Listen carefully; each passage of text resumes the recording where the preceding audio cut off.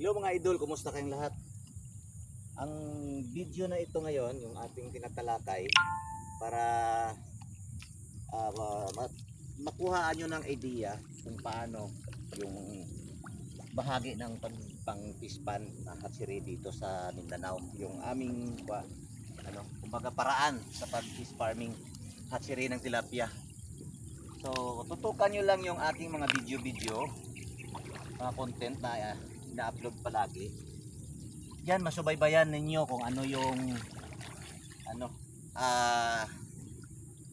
mga paraan, yung mga way kung paano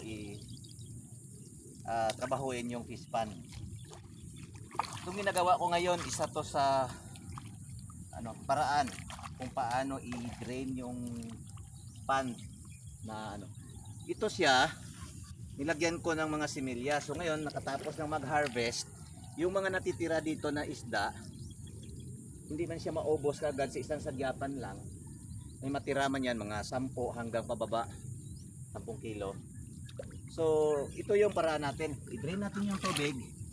Pagkatapos i-drain natin sa gabi kasi mahirap, may kanal doon, may tubig na sumasalubong. So medyo mahina yung pag-drain ng tubig. Kinabukasan, itulak mo siya galing sa gitna papunta sa gilid. Ngayon nandito na tayo sa gilid. Ito yung medyo mahirap na part sa pag-clearing kasi yung mga similya ng tilapia sumasalubong sa tubig papunta sa atin. So hindi natin matapan kagad kasi itong mga butas-butas na to, ito yung mga pugad ng breeders ng tilapia. So kailangan natin sila talaga kunin yung mga tubig doon kasi nandoon yung mga similya ng tilapia. Hanggang makapunta tayo doon sa dulo, nandoon yung trap natin ng net, doon sila matrap yung tubig, tatagos doon sa labas ng imburnal, papuntang kanal. So yung similya matitira, yun yung balde nakaantabay doon para lagyan natin ng similya ng tilapia, ilagay natin doon sa may nakaready nating fish net para doon sila ma-screen. Yung maliliit, lusot sa screen ng fish net. Yung malalaki, i-separate natin sila sa maliliit. Ganyan yung mga pamamaraan. So,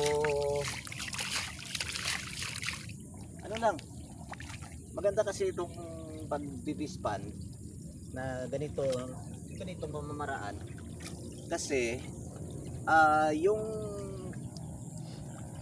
halimbawa lang, no, 1 hektarya lapad ng yung lupain na palayan, ipundar mo siya bilang pispan, magiging 10 times yung trabaho, magiging 10 times din yung kita mo kaysa palayan.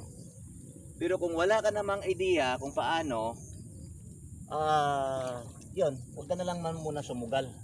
Kung gusto mong matuto talaga, dito manood ka sa video ko para matutunan mo kung paano ang parang proper caring sa pag hatchery ng tilapia.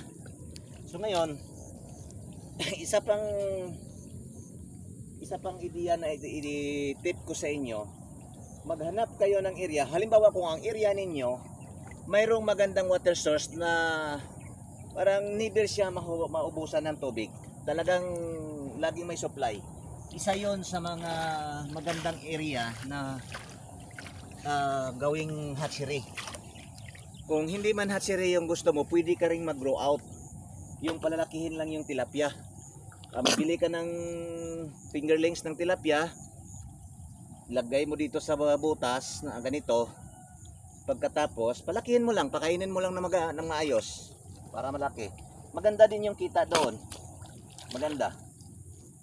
Hindi siya gaanong trabahoso, mas matrabaho ang ganito, pero mas doble-doble naman yung kita dito kaysa grow out. Ganun lang yon. Mas maganda, may sarili kang breeders, may sarili kang pang grow out, hindi ka na bibili uli ng susunod na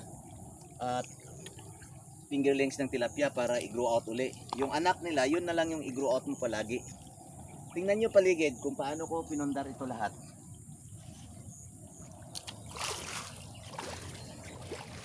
Ito dito, may sarili kasi itong tubigan. Tapos may may water irrigation pa, tapos may flowing area. Nagpagawa ako ng flowing Kaya kung mag-cut off yung irrigation namin dito, mayroon pang tubig na water source galing sa spring. May sariling spring dito. Tapos, may sarili pa akong tubig na flowing. Para hindi na ako mamroblema kung kailangan kong magpatubig. So, ayan. Napakaganda. So, tutukan nyo lang yung lahat ng mga video na in-upload ko nandoon sa mga reels ko, nandoon yung mga tutorial ko sa ano. Yung pagpundar madali lang naman. Kung wala kang water source, cut off yung irrigation ninyo, wag na lang kayong sumugal sa ganito kasi mamamatay rin yung isda ninyo lalo pa pag tag-init. So sayang naman, di ba? So yun lang muna yung ating paksa sa ngayon mga idol. Sa susunod ulit gagawa ako ng mga content para matunghayan ninyo yung aking mga fish farming. Marami akong pagtutukan ko, magagawa ako ng mga video na matutunan nyo talaga kung paano yung magandang pag-fish farming. Pwedeng grow out, pwedeng hatchery. Ano yun? So, sana may natutunan kayong lahat. Tutukan nyo lang yung aking mga video. Nandoon yun. Galing sa pag-load ng breeders, sa pag-scooping, pag-screen, pag-harvest, pag-clearing ng area. Nandoon. Every month, mag-clearing ka ng area. Ganito yung gagawin mo. Kiskisan mo ito ng pala o kaya itak. Pagkatapos, mahulog yan dito. Tapos, tapalan mo ulit ng putik. Gaya ng ginawa ko sa lahat ng mga video, sa mga halos sa mga video ko. Thank you so much sa pagsubaybay. Sana magustuhan ninyo yung aking mga content at magustuhan niyo yung aking mga tutorial dito. Thank you. Thank you.